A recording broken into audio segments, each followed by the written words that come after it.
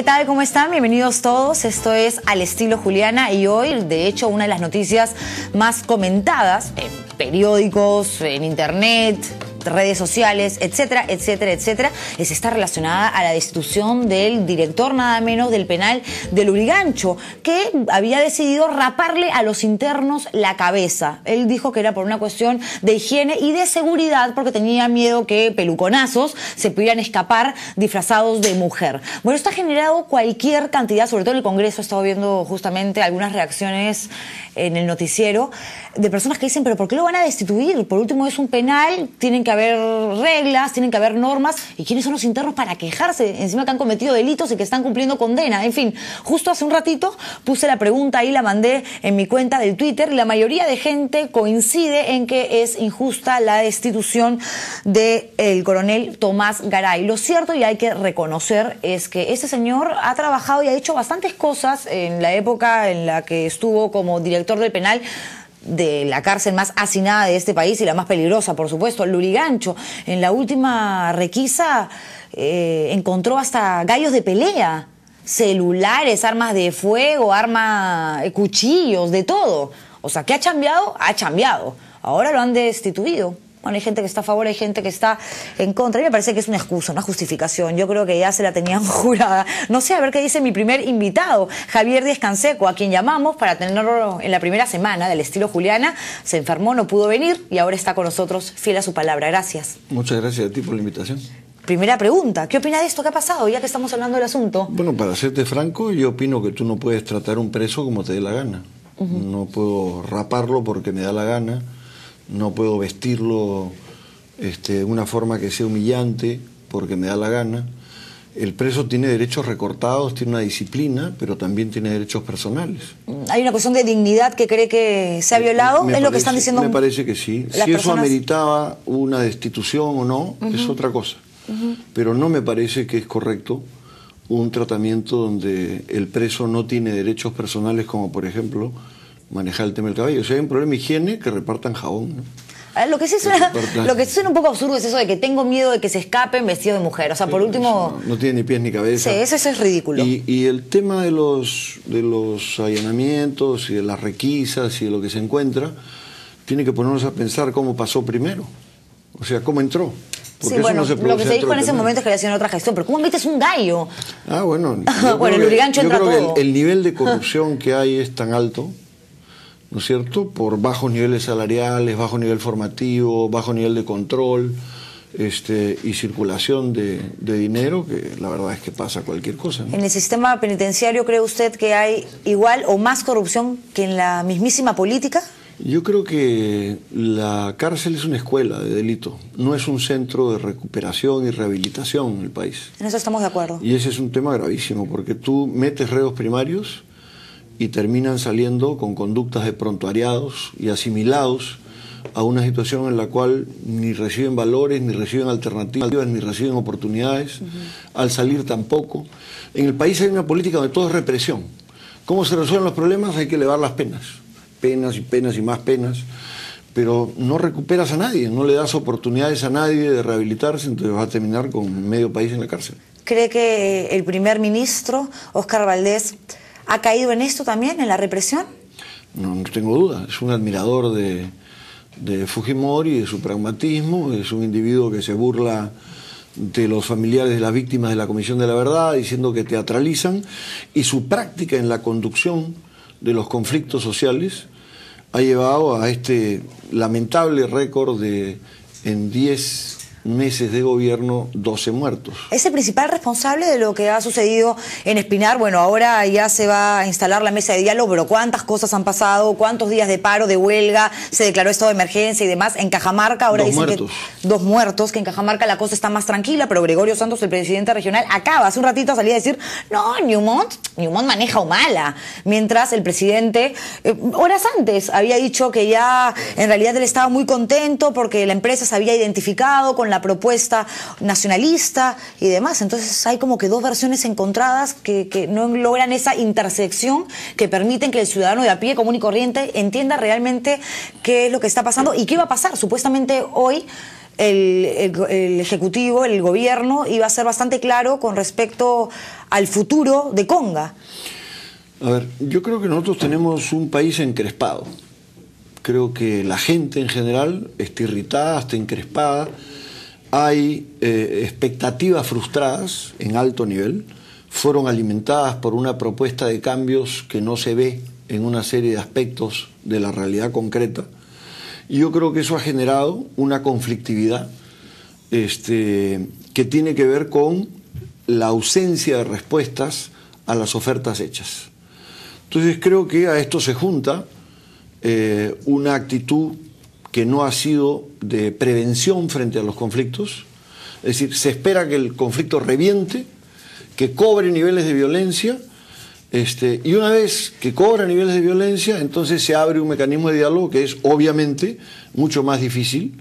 Tienes encima una cuota de heridos, de muertos, por el lado de civiles, por el lado de policías, y entonces la negociación se torna una negociación engorrosa, difícil y plagada de desconfianzas. ¿Y qué cree que vaya a pasar ahora, tanto en Espinar como en Cajamarca, que son dos situaciones diferentes? Yo creo que en Espinar se han canalizado las cosas, se ha demostrado que era absurdo tenerlo detenido, que se necesitaba un interlocutor, y creo que es absurdo mantener un estado de emergencia que no le permite a la población reunirse para discutir las propuestas que se van a llevar y para darle legitimidad a los voceros. Entonces yo creo que esto debió iniciarse antes.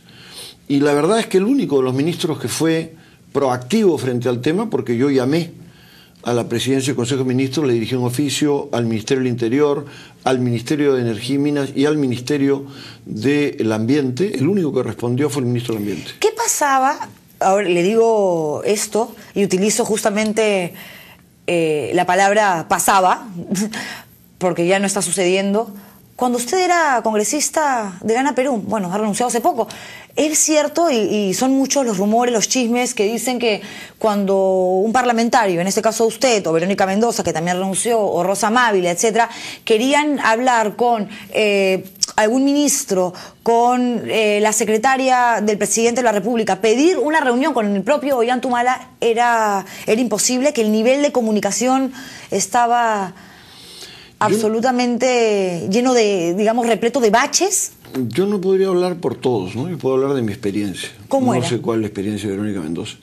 Yo con el presidente de la República me he visto 2 veces desde que asumió el gobierno, ¿no es cierto? Una en una reunión de carácter colectivo con otros, y he tenido una reunión personal con él en su despacho, donde hemos discutido sobre determinados problemas concretos. Le he dirigido comunicaciones para tratar de dar continuidad a esa conversación que tuvimos, y sobre el tema de Espinar le dirigí una comunicación específica cuando se produjo la detención, planteando el problema de lo que representaba la presencia de Valdés en el Premierato, las dificultades que esto implicaba, y particularmente la detención de Moyohuanca, que en mi opinión entorpecía completamente las posibilidades de una negociación y era un grave error político. No recibí ninguna respuesta. Cuando se reunió con Ollanta Humala, por segunda vez en su despacho, me cuenta, ¿ya se sentía decepcionado del gobierno?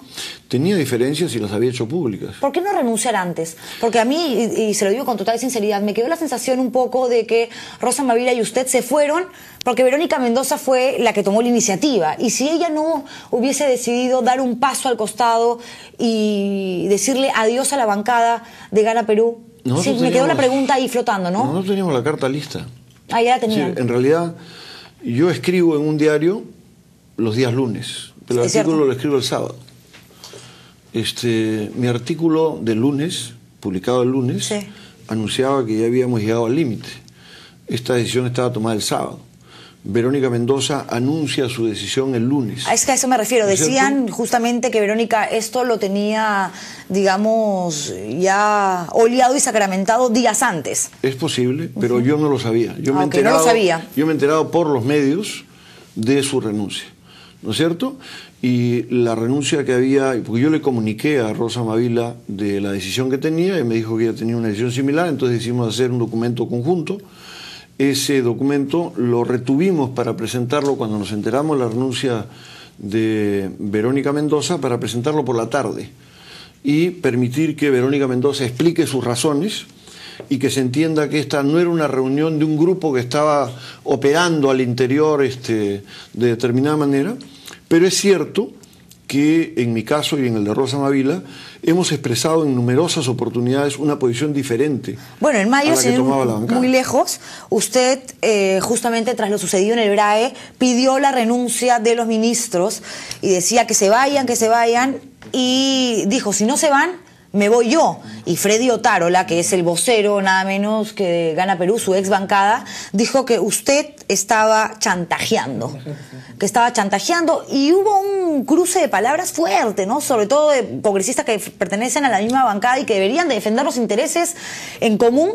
Yo pensé que ahí usted renunciaba. ¿Por qué en ese momento se quedó? Claro está que estas dos personas renunciaron, yo lo sé, pero con toda esta incomodidad que se generó, porque no se sintió de hecho respaldado por su propia bancada, ¿por qué no dijo no, hasta acá nomás? Porque yo creo que en la bancada hay una cantidad importante de personas que fueron elegidos con la convicción de que iban a producir las medidas necesarias para una gran transformación en el país, que le diera justicia social, que acortara las brechas de las diferencias, que construyera un mecanismo de democracia participativa, que antepusiera la prevención y el diálogo al desarrollo de los conflictos y que produjera cambios hacia un país con más equidad, con más igualdad.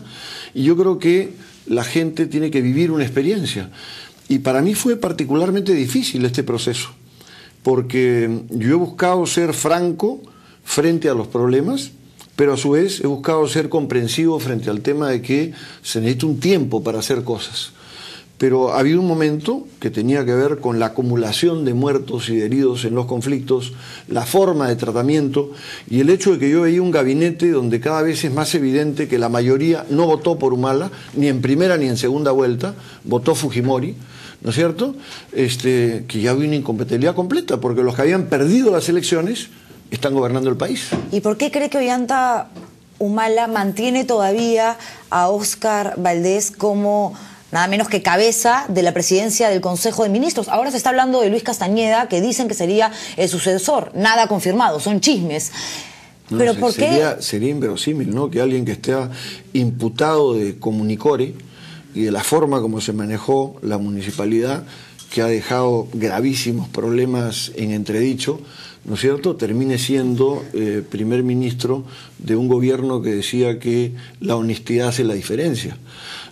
Para mí, francamente, sería dramático. Yo, personalmente, no veo eso como una posibilidad, pero es una decisión que le toca a Humala. Yo pienso que probablemente el presidente lo que va a hacer es nombrar algún personaje que aparezca con una cara distinta a la de Valdés, más dialogante, y me parece que en ese sentido se va perfilando una figura como la de Pulgar Vidal, o un operador más vinculado a grupos económicos, a procesos de privatizaciones, pero también con habilidad política como Cornejo. Son las figuras que yo veo como posibilidades en este terreno. Tenemos que hacer una brevísima pausa comercial, pero al regresar quiero que me cuente qué va a hacer ahora en el Congreso. Usted en realidad tiene 32 años de congresista. Quiero preguntarle si en algún momento, no sé, aceptaría el cargo de ministro para representar alguna cartera. No lo sé, de repente es el próximo sucesor de Valdés, no lo sé. Y también qué va a pasar con sus colegas que también ahorita están sin camiseta. Están ahí en el Congreso, pero tienen que formar su bancada y necesitan 6, según la norma del Parlamento. Vamos a regresar con el congresista Javier Díaz Canseco para hablar de todas esas cosas y demás aquí al estilo Juliana. Leo sus tweets en la pausa.